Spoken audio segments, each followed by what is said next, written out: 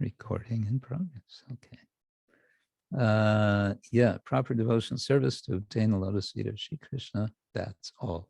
Bino der eto sadhana.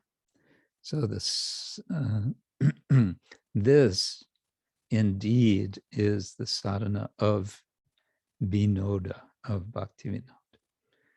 What is that? Shri Krishna Charana, pai, taking shelter of Shri Krishna's lotus feet. Okay. Did anyone volunteer for German language? No. English, Russian, Spanish. Sorry for that. We'll have to see what can be done.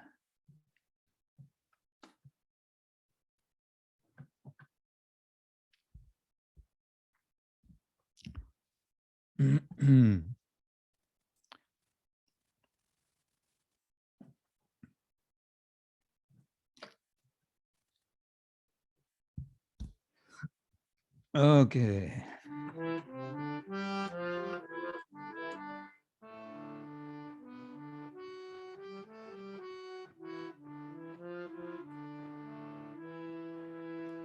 Ode manna bhukti mukti-sprha kore Dura. Ode manna bhukti mukti-sprha kore Dura. Bhoger nahiko sesa tahe nahi sukha-lesa bhoger nahiko sesa tahe nahi sukha-lesa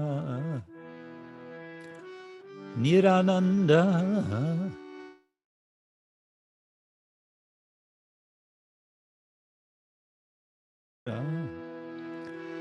nirananda tahe prachu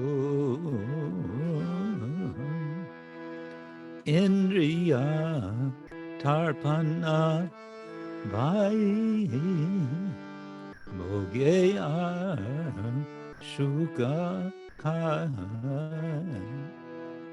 indriya-tarpana bhoger sukha-lesa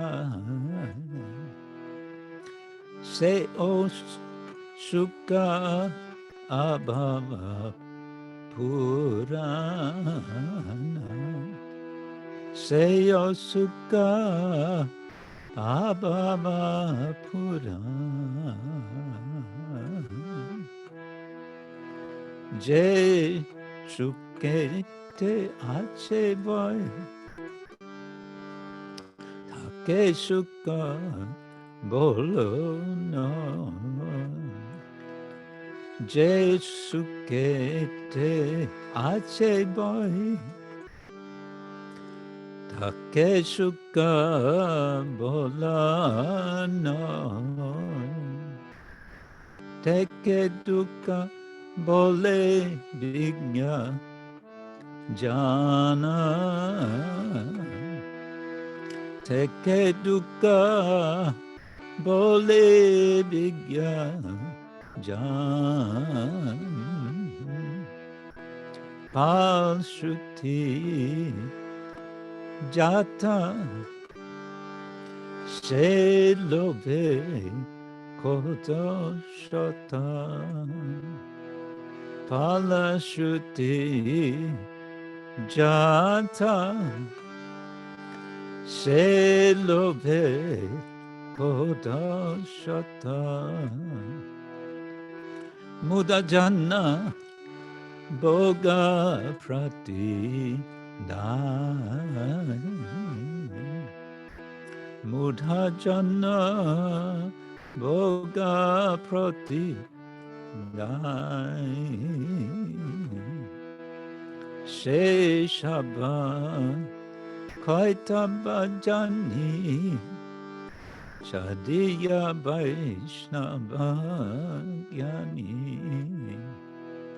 se-saba kaitaba-pradhana Chadiya baisnaba-jnani mukhya-phal krsna-rati mukhya-phal krsna-rati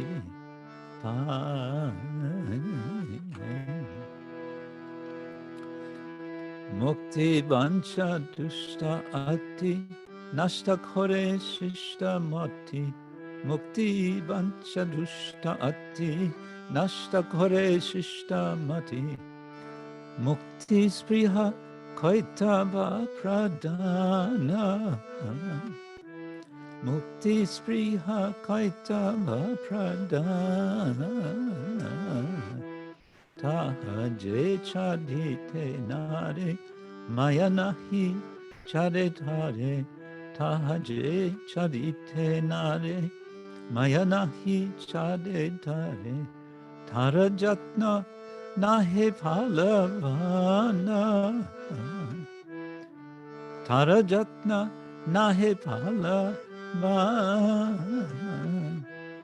ataeva sprihadoi Chadishodha ehridoi ataeva sprihadoi Chadishodha ehridoi nahirako kame vasana nahirako kame vasana Bhogamotsa nahi chai Shri Krishna charana pai Bhogamoksa nahi chai Shri Krishna charana pai Vinode eto sadhana Vinode eto sadhana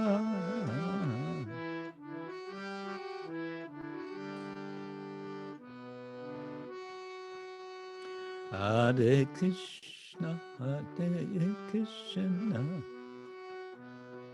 Krishna Krishna, Hare Hare,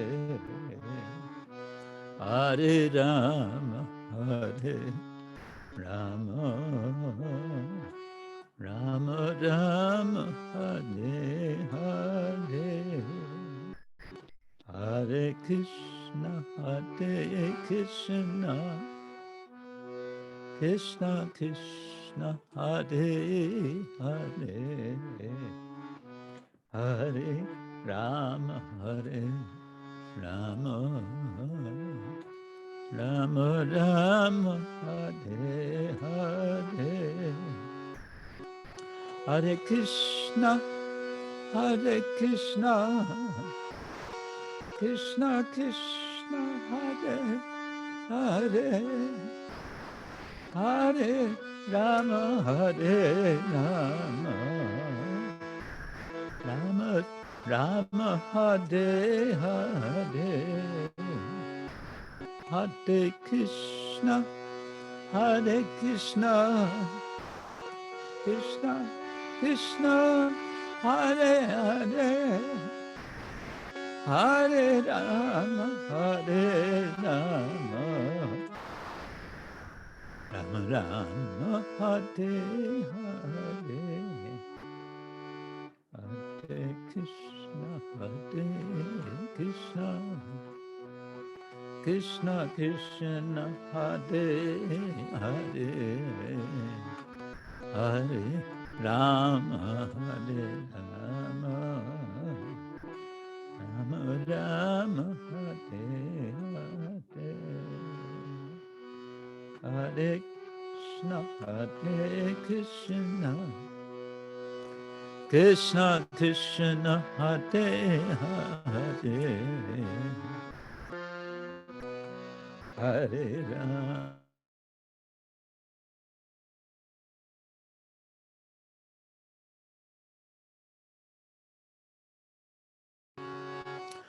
Haribo, Haribo, Haribo, go, Haribo, Nitai go, Haribo, Haribo, Haribo, go, Haribo.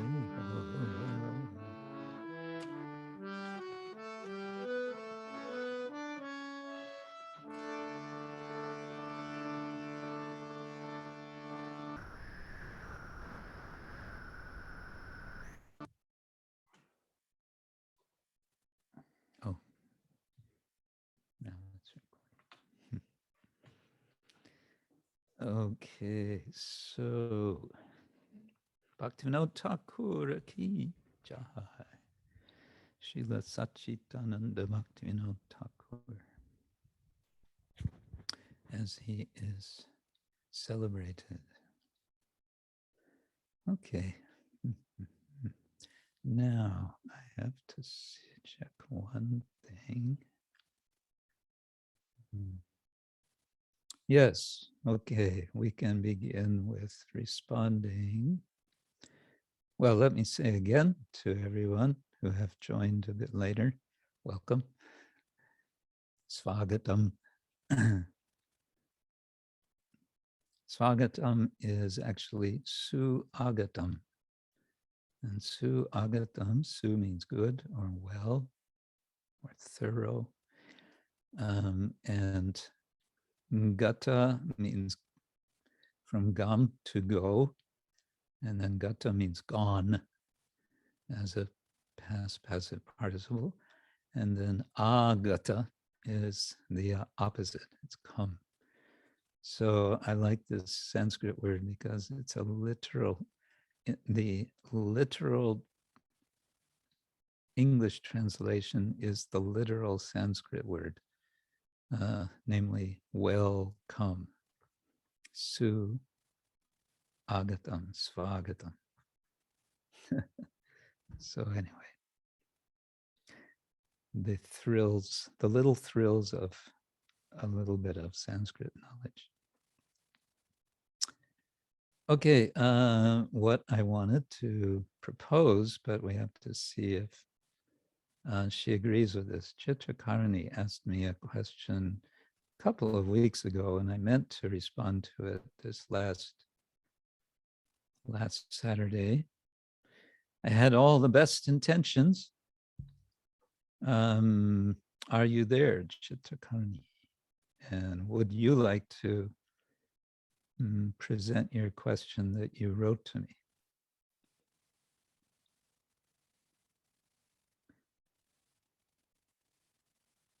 No response. Maybe she's not immediately there. Oh, okay, well.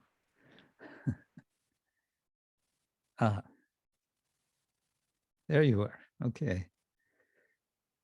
Hare Krishna. Yes, if you turn on your microphone.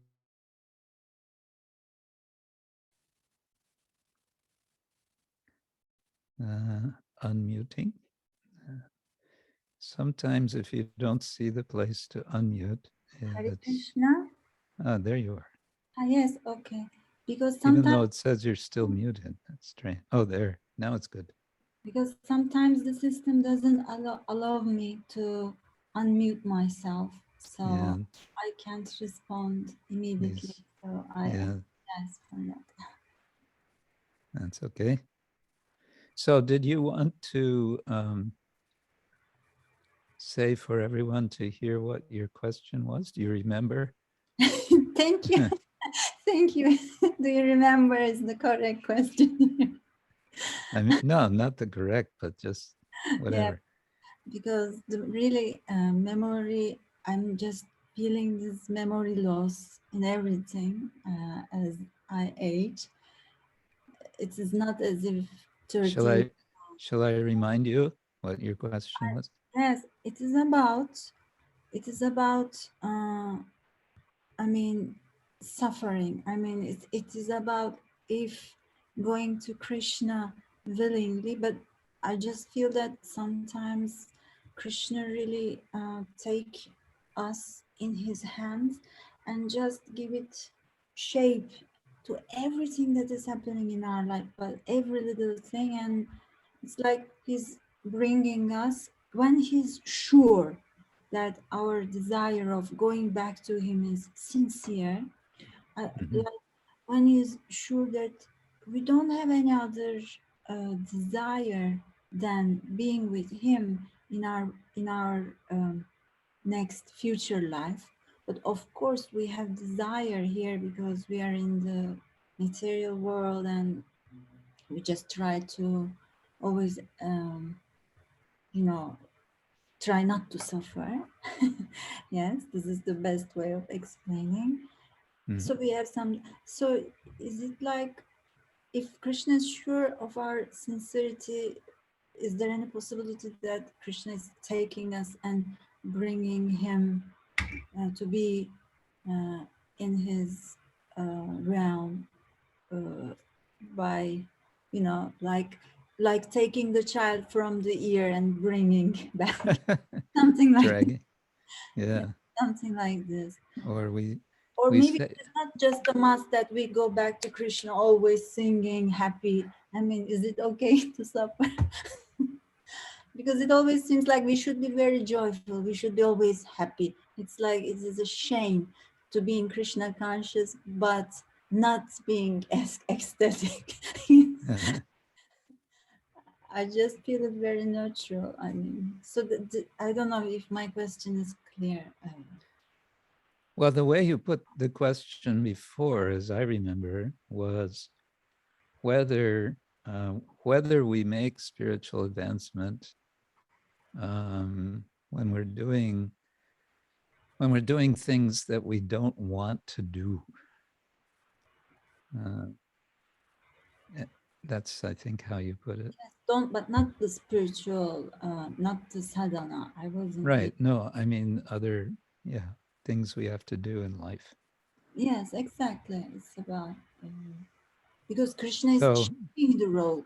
So mhm, it's like we can't do all the desire that we want because Krishna is already decided for us how to go, where to go, what to do, following yeah. the Dharma. Because I always have this feeling like very guided. Mm. Well, that's good to have a feeling of being guided. That's very good. That's very much wanted, the feeling of being guided. Um, no, I was just, whoops, somebody's, okay. Guided and not allowed. It's like just Mm, like no, God is like this, guided and mhm, corrected and protected, not allowed, this kind of feeling, mhm. like an invisible wall. So anyway, a starting point that I was thinking of is talking about duties that we maybe don't want to do. I think a starting point would be from Bhagavatam, chapter 2, canto 1. What is it? Dharma svanushtita pungsa vishvaksena katasuya notpadaya yadiratim shrama eva hi kevalam. So this is kind of the negative instruction. Krishna is saying if you're doing your duties, your dharma, su anushtita, you're really, really, really following your duties. You're doing everything perfectly. Uh, but you're not, if yadi rati, if there's no rati, if there's no attraction for Vishvaksena kata, and it's very unusual to use as a name of the Lord Vishvaksena, who is generally identified as an associate of the Lord, but whatever. Vishvaksena kata suya na utpadayat, if there's not a rising, utpadana, utpadayet, if there's not an arising of rati, of attraction, which rati and ruchi seem to be close to each other, similar, maybe used in different contexts. Shrama eva, then it's a waste. How much of a waste? Kevalam, complete. It's a complete waste. Complete waste of time if we're doing things and we're thinking, I'm doing everything so properly. I am very good. I'm a very good boy. I'm a very good girl. I do everything so well.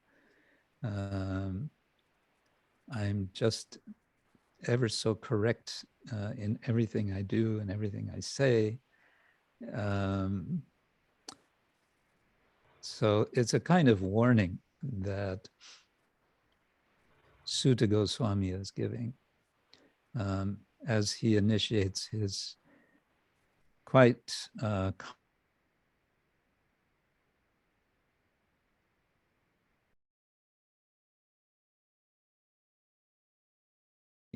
in chapter 2.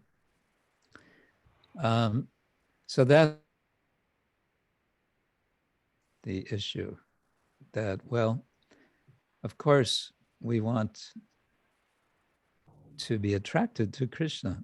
So if we're going through life, doing everything ever so perfectly, but we're not getting attracted to Krishna, then that's a waste of time. Okay, so that's sort of at the low end, at the bottom end. But actually, just before that, Sutta Goswami describes the high end of dharma. Savai pungsang paro dharma yato bhaktir adhokchaje.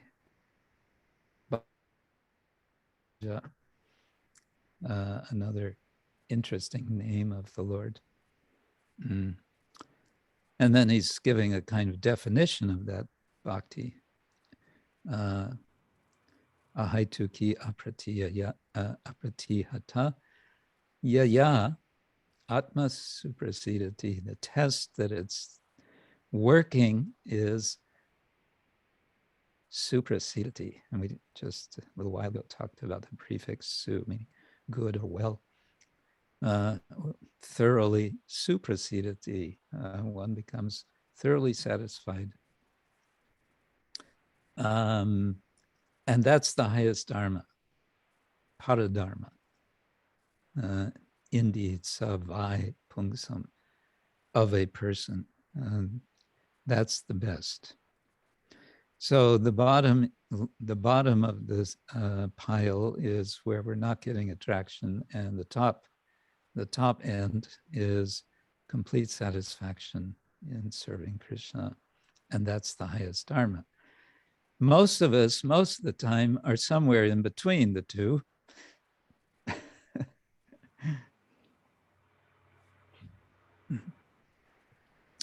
Sometimes feeling some attraction, sometimes less attraction, sometimes maybe feeling quite forgetful, quite preoccupied in whatever it is that pulls us along, drags us along through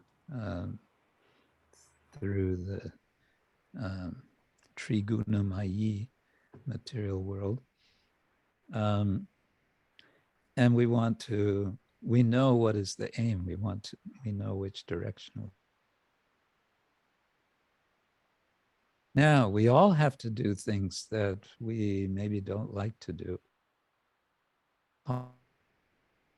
Material body and being in the material world. These bodies are, earthbound, and they're related with other bodies, family bodies, we may want to say, extended rings of relationships. And much of the time, functioning within all those relationships may not be a whole lot of fun. And so Srila Bhaktivinoda Thakur says, one hopes for a nice harmony between the social duties and the higher, the spiritual duties one hopes for and aims for, but it's not always going to be there. And so what to do? Well, the sort of bottom step again, I think, is in Krishna's first practical advice to Arjuna in the Gita, matra sparshastu kaunteya. Tang sitikshasva bharata, tolerate. What that leads toward, the tolerance is a first step, you can say, toward a higher level of understanding. Well, whether it's this situation or another situation, whether it's so-called more favorable or less favorable, actually it's kind of all the same. So there's a sense of overcoming the various sorts of duality. But there's another thing that occurred to me with regard to duties where we feel like, do I have to do this again, or whatever it is? Maybe this is not the sort of example that you would be thinking of generally, but perhaps it would apply for some devotees. Oh, do I have to go shopping again? I have to go to the market. I have to, or cooking. With all these people. Well, cooking, okay, that we should talk about separately, because cooking we want to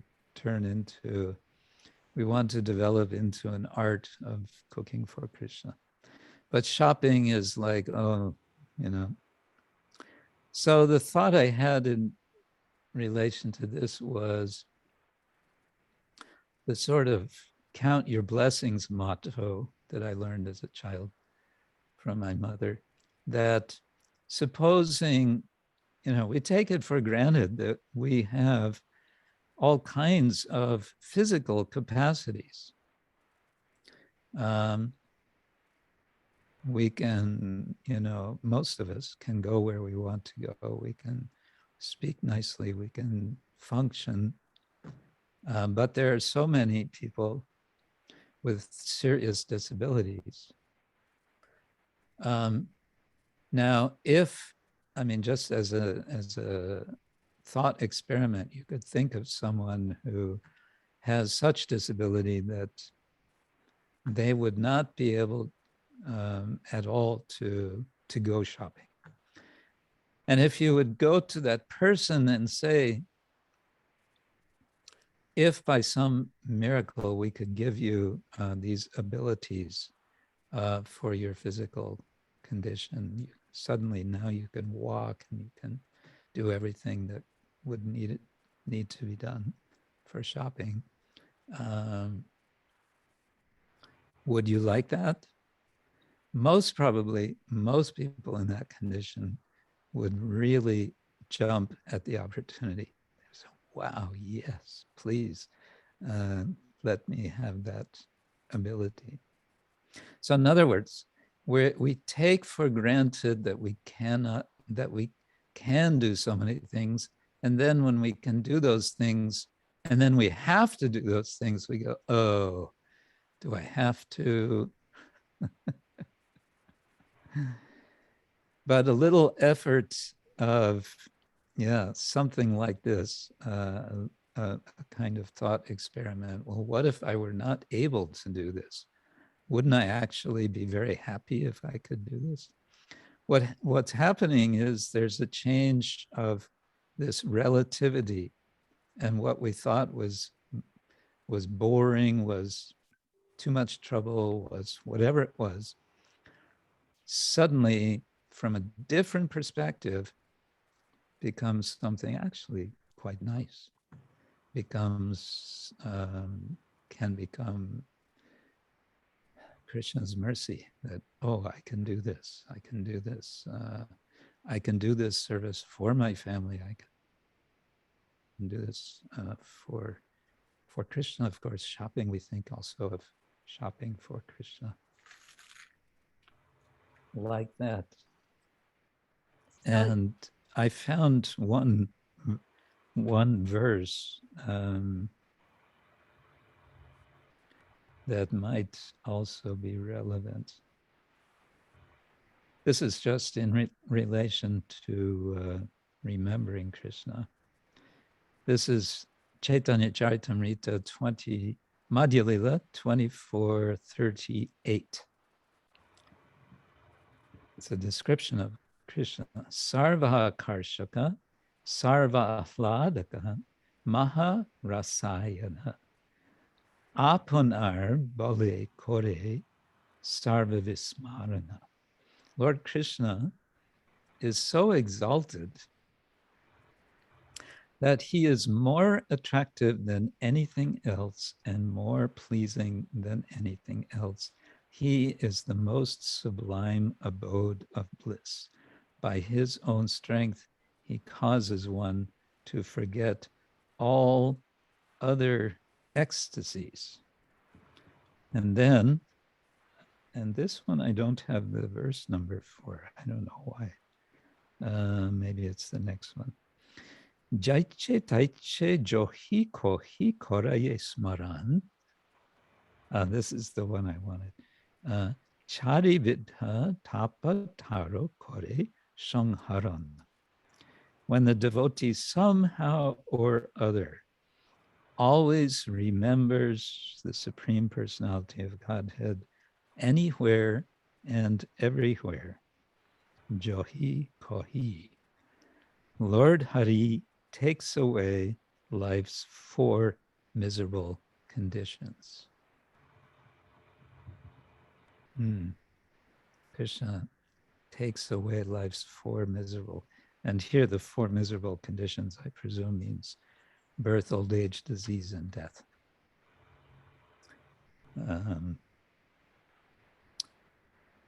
Yeah, and so, but still there's your question, is Krishna sort of steering us? And I would say, yes, Krishna is steering us with the help of, in so many different ways. He is guiding, steering, sometimes allowing difficulties to come, sometimes testing.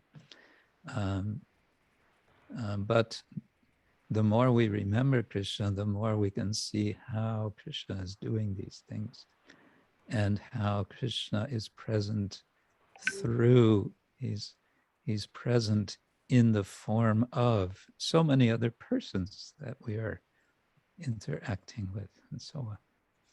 Does that make sense? thank you, Maharaj. So it is about tolerance and being gratefulness, always feeling grateful, thinking that I can serve the Lord. Tolerance and being grateful. Yeah, the other thing I was thinking is, I was saying, it's all part of the experience of having to do things that we maybe feel like we don't want to do. It's all part of the deal that we got a material body. And so Srila Prabhupada would often say, we make the best use of a bad bargain. So the best use of a bad bargain means also, okay, I'm in this situation. I have to do this, this, and this. Okay, let's make the best of it. And the best of it is, we'll see how Krishna is present. How can I remember Krishna in these situations? Thank you, Guru Maharaj. And I want to add one other question related with this question. For example, there are devotees who lost their child in the young age or 18 and they remain. Or maybe it could be a very beloved wife or somebody that you love. You can lose this person, and devotees face this. And so they suffer, not because thinking that the other person is not existing anymore, but just like a feeling of missing, missing the relationship, maybe Mm-hmm. missing affection and all these connections. Mm-hmm. So this kind of suffering, is it possible that um, avoid the soul to go back to Godhead? Can it be considered like an attachment to this world? Well, yes, attachment is there, and the whole idea is to transform attachment, not to destroy attachment, but to transform it. And so that's why when when devotees depart the world, we feel pained, we feel the loss, and that's attachment, but it's attachment to devotees, and that's a nice thing. That's a good thing. That's drawing us toward Krishna. So there's how to say this. There's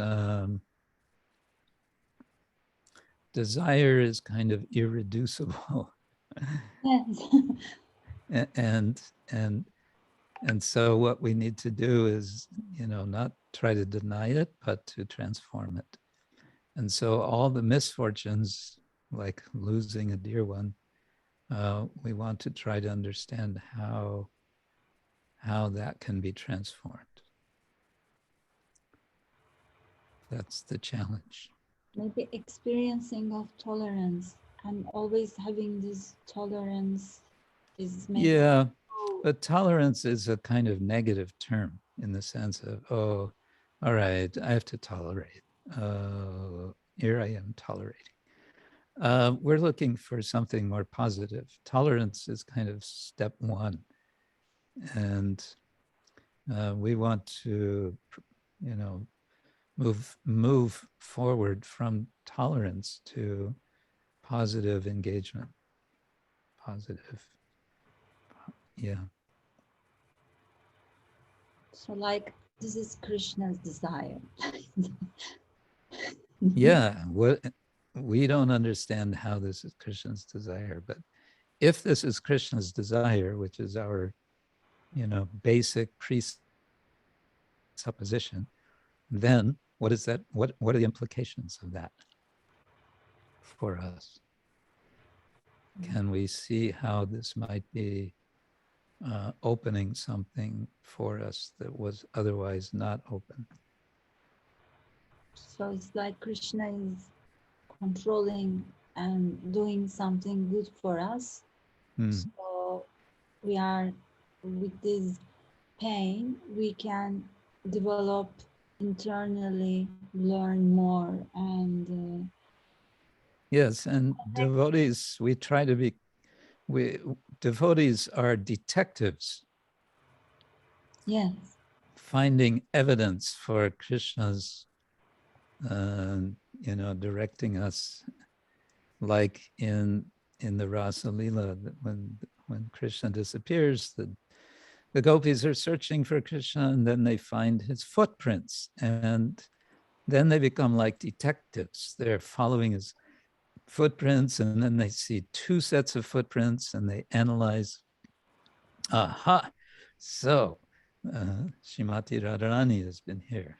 Oh, but now there's again one set of footprints, and not only that, they're deeper into the earth. So that means he lifted her up like that. We're trying to become detectives.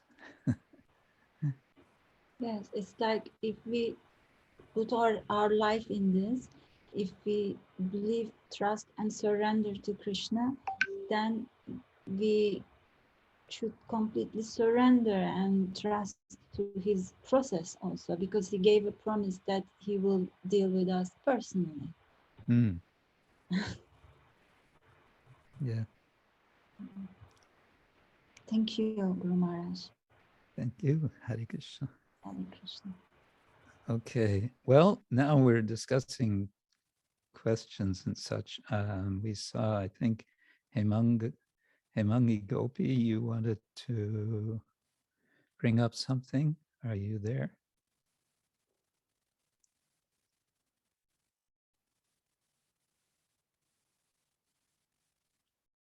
There she is.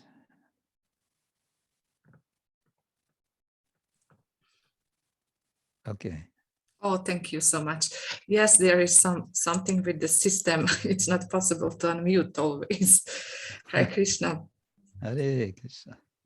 Please, Maharaj, accept my humble obeisances, devotees. Also, so happy to be with you. I would like actually to show and tell something. Okay. I would like to actually introduce you to my very good friend, with whom I'm associating for this whole January month. So actually, this is my very new friend, with whom I'm associating through this month, and I'm very happy and grateful to have. So you have so many bookmarks in it. Yes, that's the point I want to actually tell about. So I'm just almost finishing, only last chapter left for me, and I'm very impressed and so grateful for this wonderful book.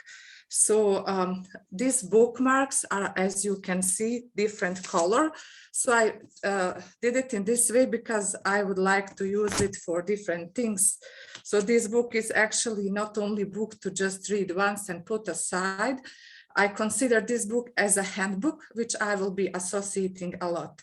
And now, as I'm just finishing my first reading, I did it by myself. I'm just wondering, maybe I'm thinking to do my second reading with somebody in pair. So maybe also we can include these hermeneutic ingredients, which we learned here. So maybe try to practice what we have learned here.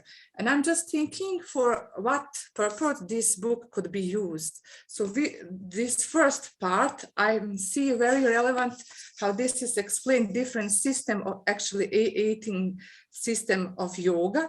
So which could be very helpful for the devotees who are doing Sankirtan, who are distributing Bhagavad Gita. It's really amazing because this language is very understandable regarding of terminology. And it's very relevant and important for the humankind in general. And it's really, really explained in a very acceptable and understandable way. So I'm just inspired to maybe do Sankirtan to distribute Bhagavad Gita and try to apply this knowledge here. It's really wonderful. And maybe with each Bhagavad Gita, you can also sell one of these. Yes, that's a good idea. Supplement. Yes. Here's your Bhagavad Gita, and here's your supplement to Bhagavad Gita. Yes. Thank you for that idea. And other thing, I'm just thinking for yoga teachers, for the devotees who are teaching yoga, this could be also great introduction to Bhagavad Gita and also support to their teaching. That's really amazing. So I'm just recommended to my friends who are devotees and yoga teacher. I'm just talking about this wonderful book. And this other chapters, this your reflection of Bhakti Rasamrita Sindhu and Nectar of Devotion.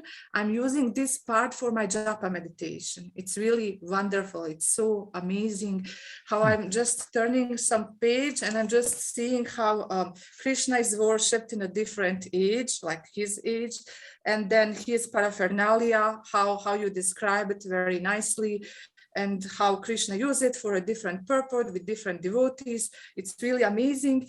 And I'm just also using this wonderful meditation. I'll just read some short meditation from this chapter where you described Lord's beauty during his different ages. And then I was just always, when I'm looking for the strength for do something, for better japa, for things, I was just used to pray to the Lord Nrsimhadev.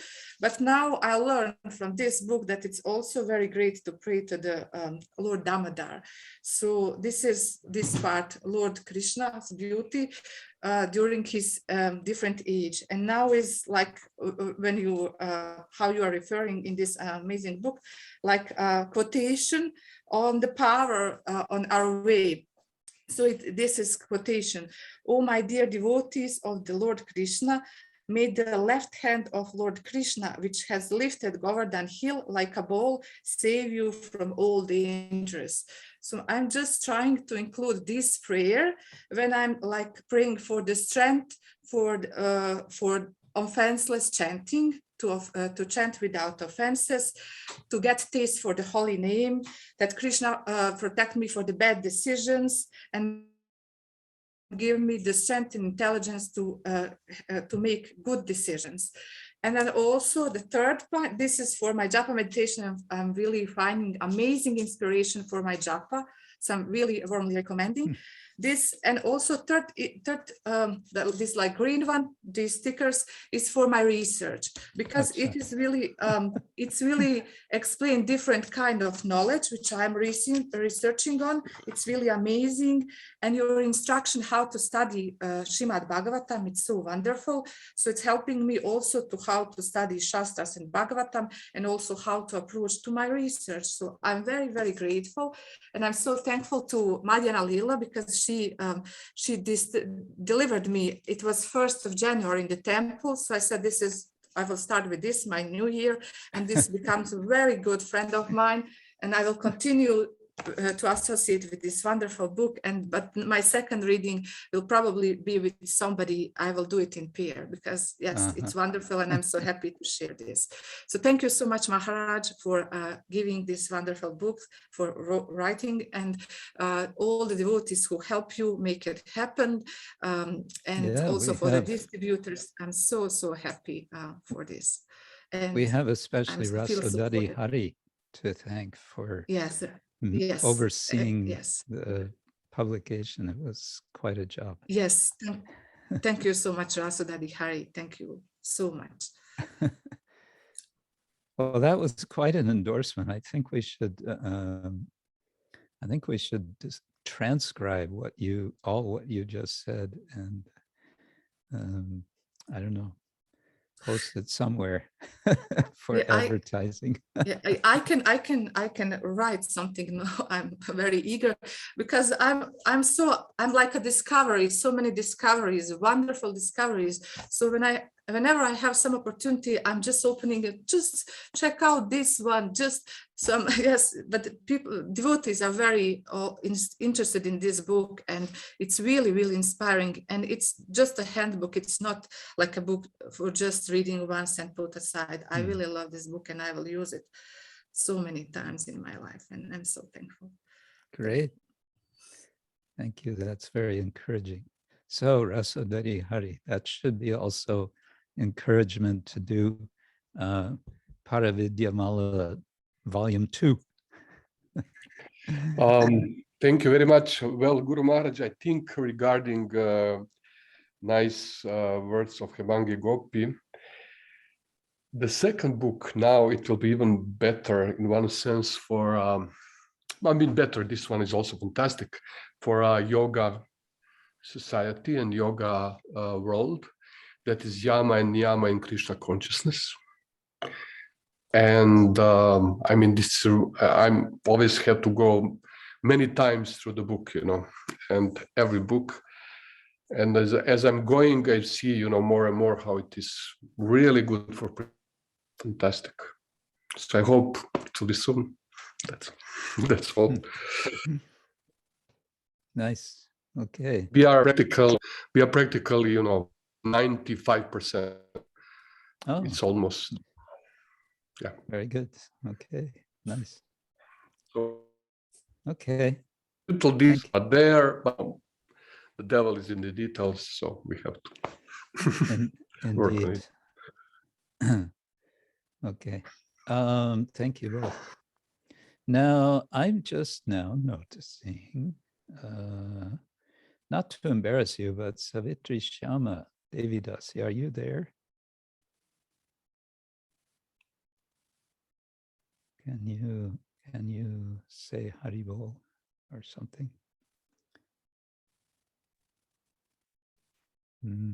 Hare Krishna. Ah, there you are.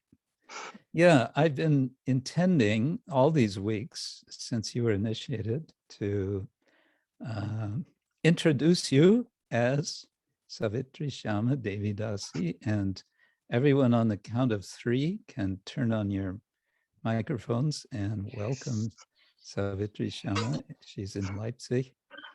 Several weeks ago was initiated here in Sadhu-bhavan.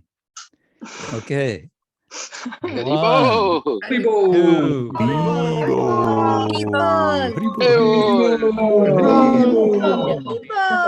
2, Joj, ona me šišala.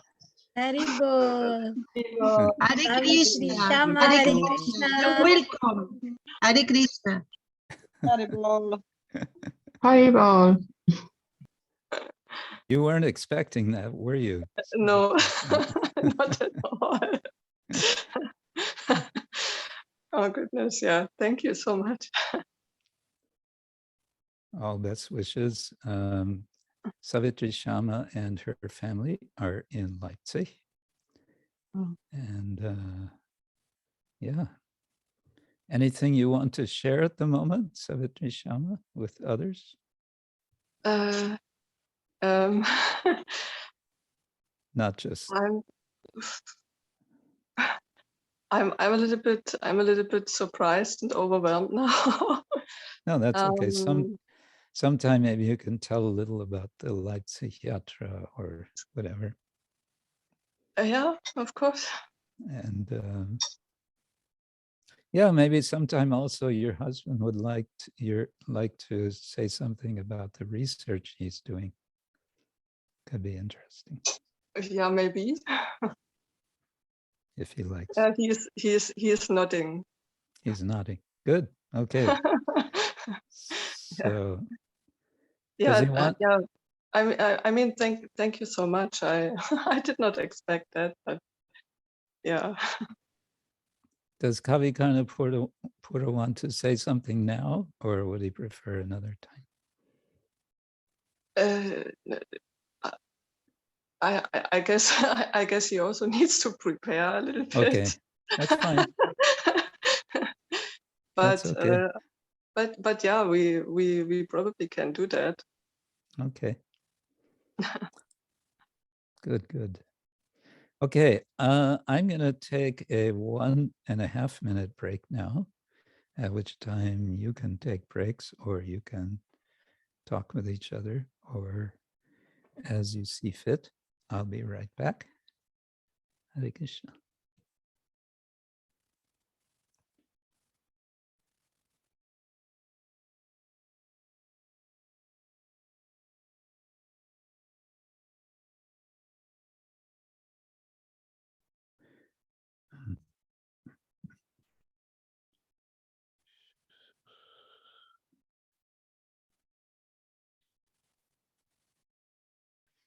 Yeah, so I think we could now proceed with a little bit of hermeneutics, Vaishnava Hermeneutics.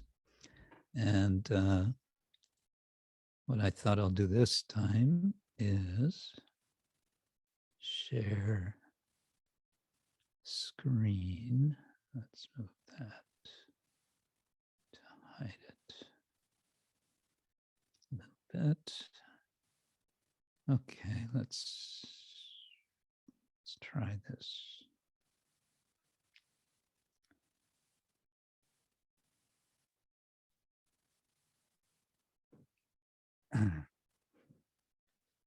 Okay, I'll make this bigger.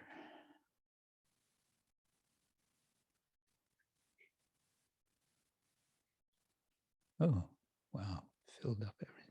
Okay. I hope you can all see this. I mentioned last week that I was scheduled to lead a lesson in this hermeneutics course. And this is the third time now that it's the third time the course has been given. And it's the third time that my particular task was to give lesson number 6. So you may wonder, well, what about lessons 1 through 5? And then there are also 2 after this. So there are 8 lessons altogether.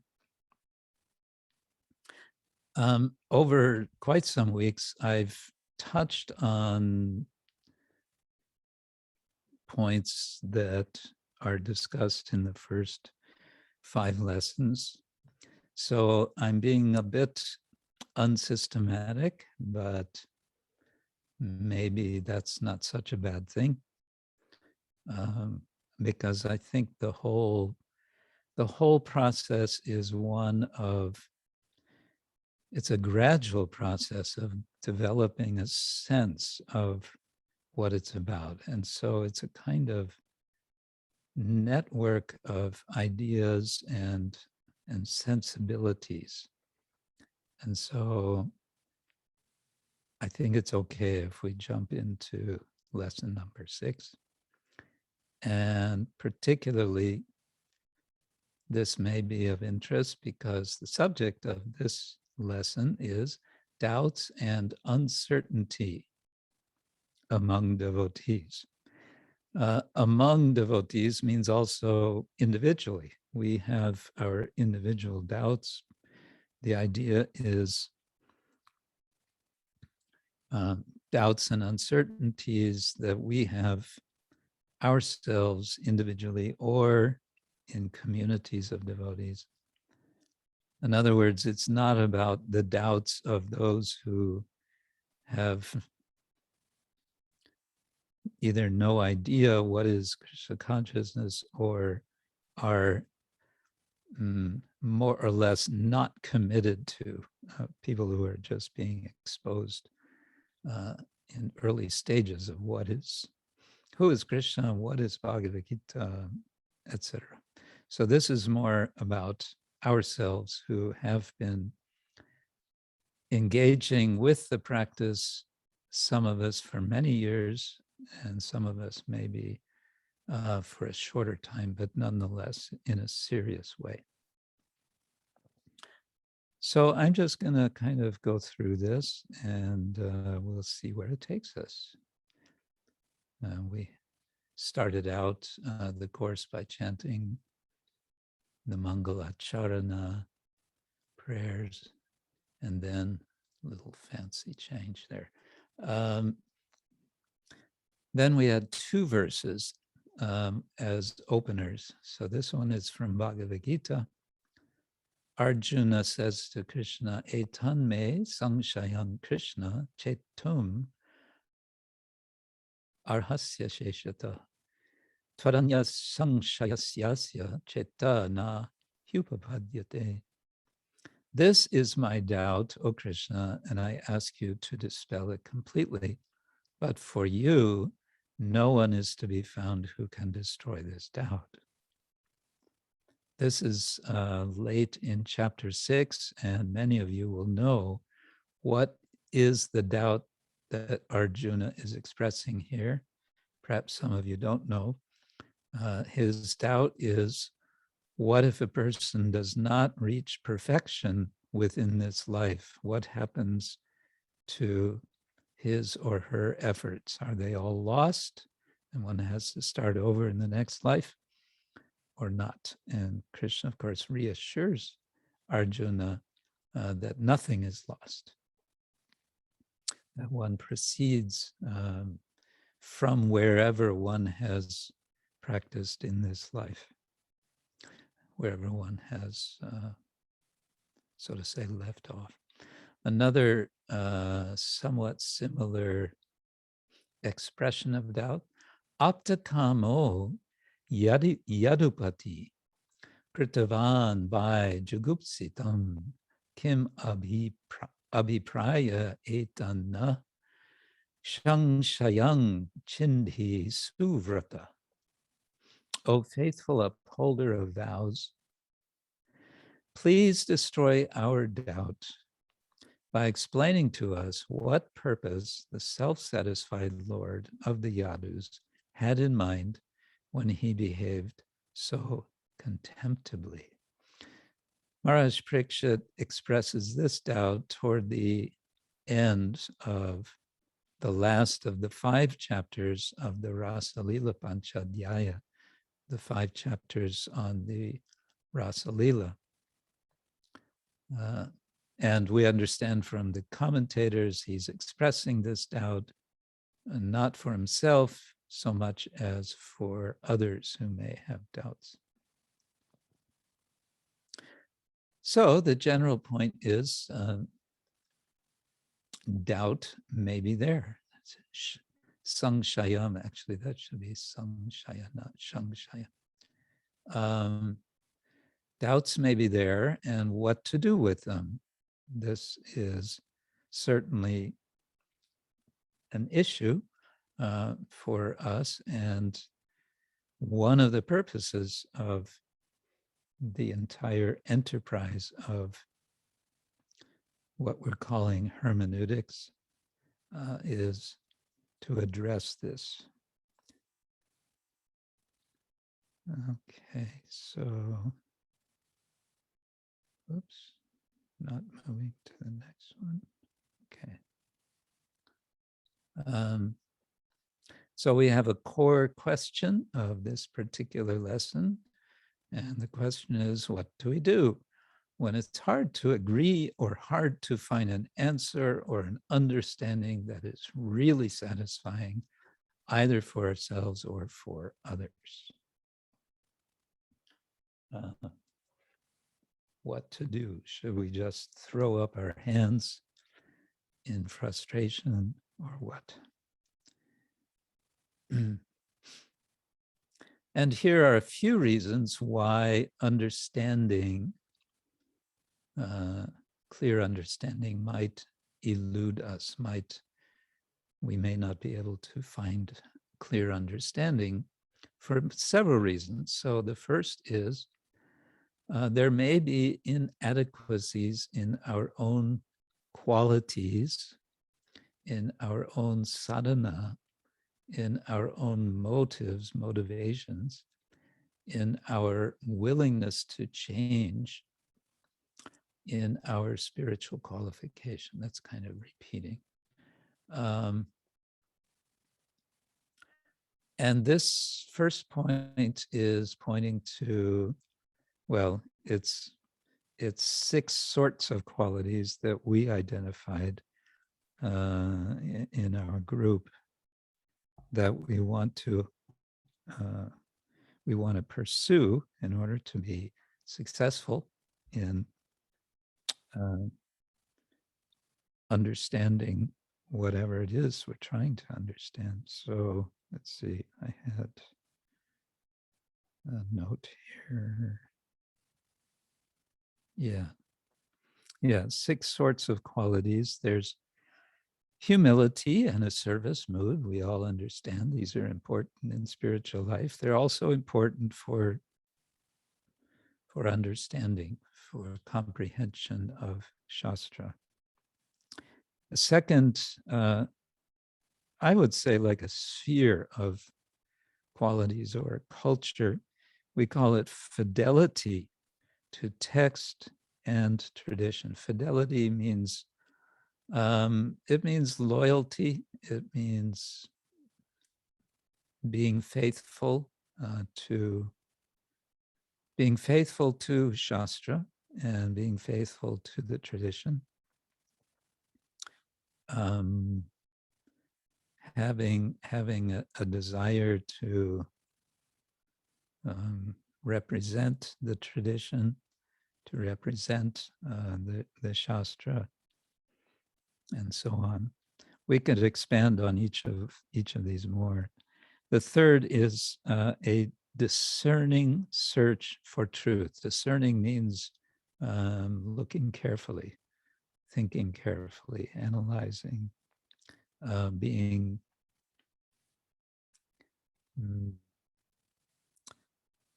looking for a precise understanding. And this is a point that I make at the end of this lesson. This is the lifetime project. This is what we do, is to seek the truth. The fourth of these qualities is I would say also it's a culture, namely cultivating honest and authentic conversation, something which can be challenging, especially when we feel strong. It might be that we feel we know answers, but someone else doesn't, and so it becomes a kind of competition, which goes into the other subject of debate. How does one properly debate? Vada, jalpa, ditanda. Fifth is openness to change and transformation. Why are we practicing Krishna consciousness? We are hoping, praying for guidance that Krishna leads us to transformation, to become what we really are, or to uncover what we really are, who we really are. And if we're resisting that, we can resist it on so many different levels. This may prevent us from some insight, some understanding, which is needful, is important for us to progress individually or collectively. And a sixth quality or sets of qualities is benevolence and generosity. Benevolence, it's like goodwill. It's like wishing well, wishing others well, wishing the best for everyone. And generosity, being ready to give to others. That's also, it is our whole mission. We are giving Krishna. We are sharing Krishna, not that I own Krishna and I'm so kind that I'm giving to others. No, I'm just passing on what I have received. So that generosity is important. So this is all now applying to this first point in feeling of inadequacies, or not feeling, having some inadequacy, some lack in one or more of these qualities. So in other words, we want to stop before we dig in to try to find answers to things. We may first want to look at ourselves. Do I have, there's an expression in English, the right stuff. Do I have the right stuff? It's kind of slang expression. I think it comes from the military, the jet fighters having the right stuff to be a pilot in a jet bomber airplane. Okay. Second possible reason why we aren't understanding something is we're not using the right tools for the right task. And as most of you hopefully remember, this whole program includes a good number of what we call tools, 40 4 times 10 tools altogether. And we haven't really looked at that yet, but there are a whole palette of different ways that one can, basically in the form of questions, to ask oneself to proceed to understand Shastra. Shastra, again, we mean written text, spoken text, the words of sadhus, the words of Guru altogether. A third reason we may have trouble is that we're assuming that we need to find the right answer, or the one that everyone will agree on. It's often the case that there is not one right answer. Many statements in Shastra can be taken in more than one way. And sometimes the acharyas revel in the various ways a particular verse can be understood. Reveling means they relish. There could also be a fear that a fear of there being more than one way of understanding. And I've used the expression within the hermeneutic boundary. We'll get to that in a couple of minutes or more. But some kind of fear, we can also look at ourselves. What am I afraid of? Am I afraid that there's more than one answer to this question? Then we may just be impatient. We want clarity now or yesterday. I want the answer right now. Some answers can take longer to mature in our minds or in our intelligence through our experience. And finally, what's sometimes called cognitive dissonance, technical sort of term that's used in modern psychology, where there's a gap, and in this case, the gap is between what we read or hear in Shastra and what is our own experience. And perhaps a common example of this would be with regard to cosmology. The idea that the moon is further away than the sun. We might have trouble with that because it just seems so obvious that the moon is so much closer than the sun. And if you talk to any scientist today, astrophysicist, and tell them the moon is actually further than the sun, they might find this very amusing, but they're not likely to take us seriously. So this gap may give us some disturbance, a kind of dissonance, rather than a sense of harmony. We get the opposite, disharmony or dissonance in our cognition, in our perception, not perception, in our comprehension. Okay, then why it doesn't change.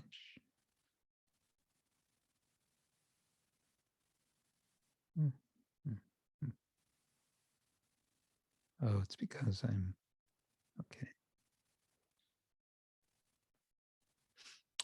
Yes, one thing that can be done in the engaging in hermeneutics understanding is that we may establish boundaries. Boundaries within which certain ways of understanding may be acceptable, outside the boundaries of which we say, no, that's not acceptable. So in other words, there can be variation within hermeneutics, hermeneutic analysis. And then there's going too far. We may say, no, that's going too far. So then trying to inscribe what is that boundary can be one of the efforts in practicing the understanding of Shastra. So I just give one example here of a possible boundary. There can be so many others, but one boundary could be that meanings which are derived from Shastra must lead to a vision for increase of service to Krishna, not a decrease of service. So that could be a kind of a boundary marker.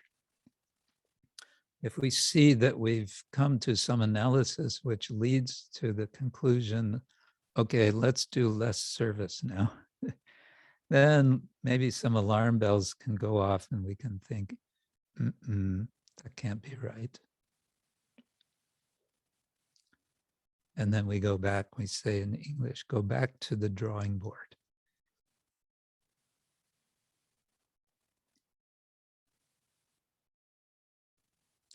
Now, as I mentioned in the beginning, this particular lesson is about focusing on ourselves, individually or collectively, devotees.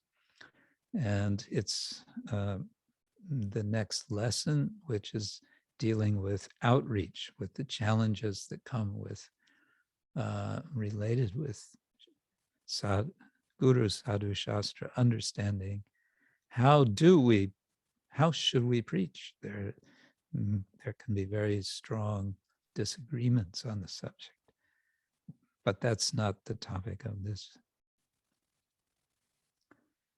So what we do is we have some issue, some problem, and we want to deal with it. I mentioned tools. There are also principles. How many principles? We came up with 24 principles altogether. And here I've selected, I think altogether six principles to help in the process of understanding something. So probably all 24 could be helpful in different circumstances. But anyway, as examples, 14 insights emerge through apt, which means appropriate and sufficient, dialogue, through mediation, resolution, reconciliation of paradox, apparent contradiction, and multiple views. Now, in our book, which discusses all of everything, the principles, the tools, the qualities, we have elaborations on each one of these. And this came to a book of 200 and, 70 or 80 pages. It's quite a substantial book, which, by the way, has just been translated into Espanol by Daitesha. Hare Krishna. Thank you, Daitesha, for that. You're asking me what to do with it. And my first thought is send it to Parampadam Prabhu. He will know what to do with it, I'm sure. But anyway, we can discuss further. So I'm not going to elaborate on any of, well, maybe I will, but for now, let me go through quickly. I think I did something. No, okay. Okay, so 15 is Shastra mercifully reciprocates with those who study it and compassionately reach out to others. Reciprocation, Shastra reciprocates. I think all of us have some experience of this.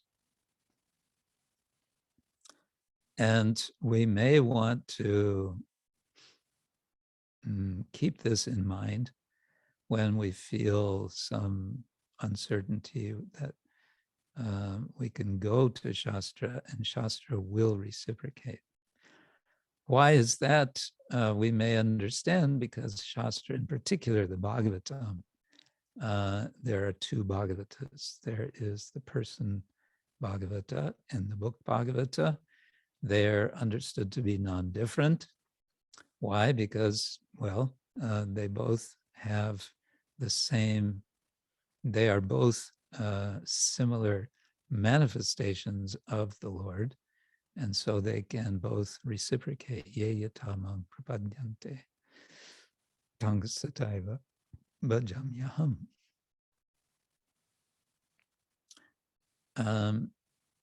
Then number 16, the meaning of Shastra is directly revealed to one with full faith in Guru, Shastra, and Krishna. Now, you might say, well, but that's kind of the problem. The problem is I don't have full faith in Guru, Shastra, and Krishna. And so you're suggesting what sounds like putting the cart before the horse. And to which I would say it's a kind of spiral process. We get some faith. Out of that faith, some meaning comes. From that meaning, we get more faith. And in this way, it develops. And of course, part of this formula is not that we're just sitting all day and reading Shastra, but we are also serving. Because what is Shastra telling us? It's telling us to serve Krishna.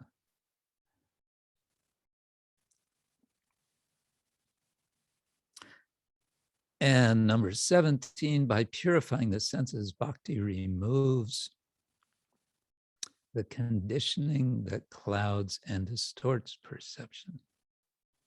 So the senses are our instruments by which we have perception of the world around us. But we understand we suffer from 4 kinds of defects: Brahma, Pramad, Vipralipsa, Karana-padava.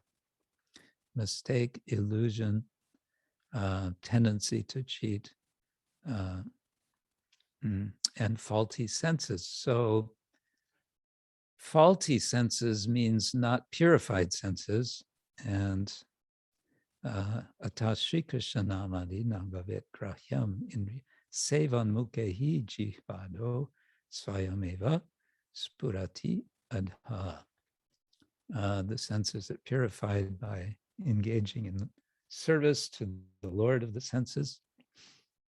And then our perceptions become clear. And when our perceptions are clear, then we see things, as Prabhupada would say, as they are. Uh, 18, realization requires virtue, personal transformation, and the assimilation of knowledge by experience. It's kind of 3 things in one, but we may start with assimilation. The word assimilation, we have this kind of formula from Vedanta, Shravana, Manana, Nididhyasana. Hearing, reflecting on, and imbibing or assimilating. How do we assimilate knowledge here? Suggested by experience. And here the word vijnana may be relevant. And this points us back to serving. We learn, we realize, we assimilate by service.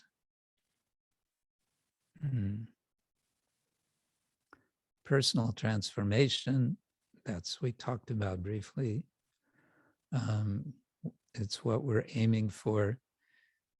We may want to say transformation or reformation, to reform ourselves, to be informed with Krishna Bhakti. And to realize is not just conceptually to realize, but to make real, to make a reality, or to uncover a reality. But this requires virtue, and what are the virtues of the devotees? There's a list of 26 of them. kripalu akrita droha satya sarasam nido shavaranyumridu suchi akinchana, and so forth, 26 qualities. The essential one being surrender to Krishna, taking shelter of Krishna. And then the last 19, the highest truth aims at the welfare of all. And this last one, I think, is very powerful. And I think works very much like a boundary of hermeneutics, as we kind of indicated earlier, as a test. Does this truth, does my understanding of how things are aim at the welfare of all? Or is it aiming only at my own welfare, what I think is my welfare? What is aiming for the welfare of all? So like that, we are questioning ourselves. Okay, then I selected a few of the tools from those 40 tools that can help. And the first of these is shastric state. Let's see if I got this. Yes. Shastric statements can be understood in terms of tattva, rasa, or both. This can be a source of quite a bit of confusion for devotees. We try to understand things intellectually, using our reasoning. This is very appropriate. Prabhupada always invited questions. He would give a lecture and then he would ask, are there any questions? And then if there were questions, he would clarify. And in our endeavors to understand, though, especially when we talk about absolute truth, the Supreme Lord, and when we get into any talk about activity of the Lord, activity of devotees, we may want to ask this question: is this about tattva? Is it sambandha jnana, especially? Or is this about relationality, rasa? Or maybe it's both. Then the next one I chose is number 10. Which text provides a higher level of authority? This is called Shastra Taradamya. It's not that all Shastra is equal. And I've said it before that Srila Jiva Goswami makes this his central point in his Tattva Sandarbha. On the top of the pile of Shastra is the Bhagavatam. But we might want to put something even on top of the Bhagavatam, not exactly as superior, but as illuminating for us the Bhagavatam, namely Chaitanya Charitamrita, Nectar of Devotion, Bhakti Rasamrita Sindhu. But some Dharma Shastra, for example, a devotee finds something in some Dharma Shastra, the Parasara Dharma Shastra, or Manu Samhita, and he says, "Oh, look what it says here." Well, that's interesting, but is that a primary source of Shastra for us?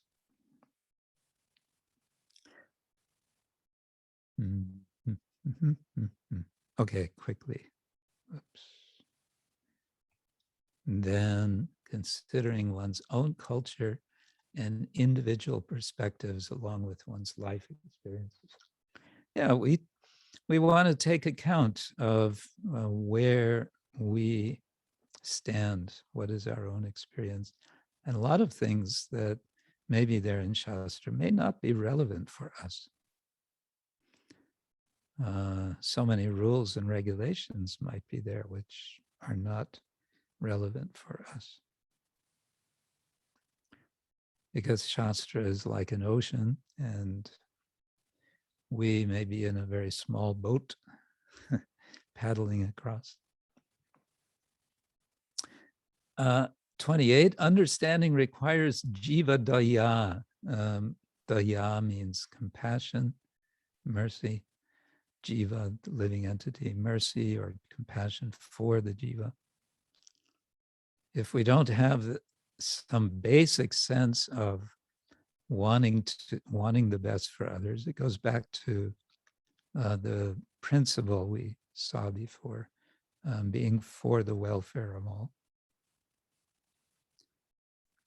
If we don't have that, then how are we going to understand? And finally, because we had this question, what to do when there is doubt? So this is answering. We can pray, we can surrender, we can wait for revelation. In other words, it's not a mechanical process. It's not what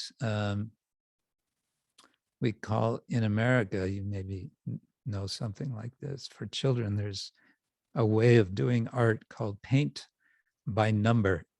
You get something which is, it has all the places marked out on the page with numbers, and all you have to do is take the color that fits the number and you paint it in. It's not paint by number. It's or as Prabhupada would say, it's not stereotyped.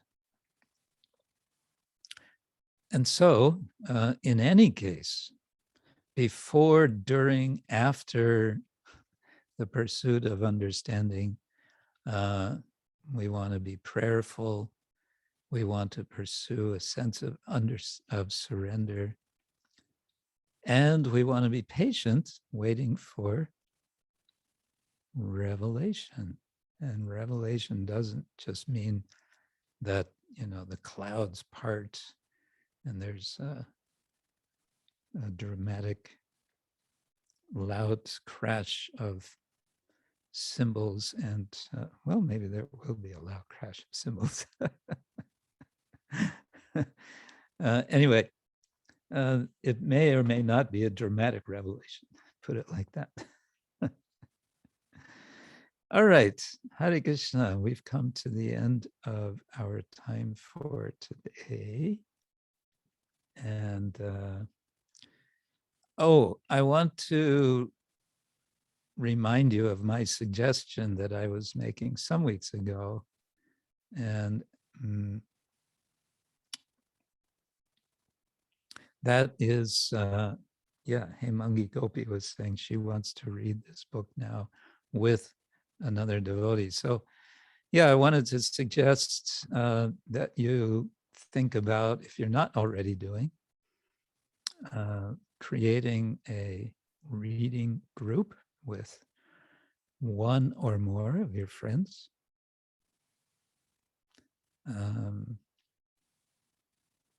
Because that can be a very good way of exchanging, of enriching, of it. So many things can come out in reading with others that won't come when we just read by ourselves. So you may want to do that. And I leave it all to you. That's not something I feel it's something for me to manage. But it's a matter of setting a time. Now we all know how to use, Zoom. You can have sessions that are short enough that you don't have to invest in the Zoom program. So it can be, half an hour meeting. I know a couple of devotees or three devotees, they were every morning meeting for 15 minutes reading Shastra. It can also be done like that. Many possibilities. You can figure out what works best. And what else? I don't have any new homework. The homework I gave last time was finding reference within Chaitanya Charitamrita, several within the Chaitanya Charitamrita, in which Prabhupada refers to this verse, Anya-vilashita shunyam. But what you might like to do is just zero in on that verse. You can look, what does Srila Prabhupada write about it in the beginning of Nectar of Devotion?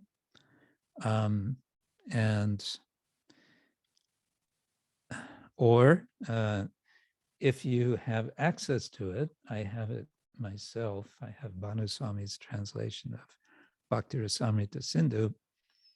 It's the specific verse is verse number 11 of the first chapter of part 1. So it's 1:1:11, Anya-vilashita shunyam.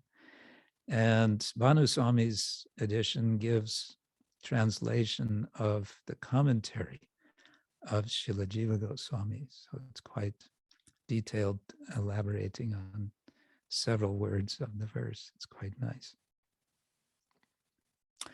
You could look at that or pursue your reading as you are so inclined. Hare Krishna. So, Hare Krishna, I will say thank you all very much. Wish you all a wonderful week. Keep well, keep swell, keep sane.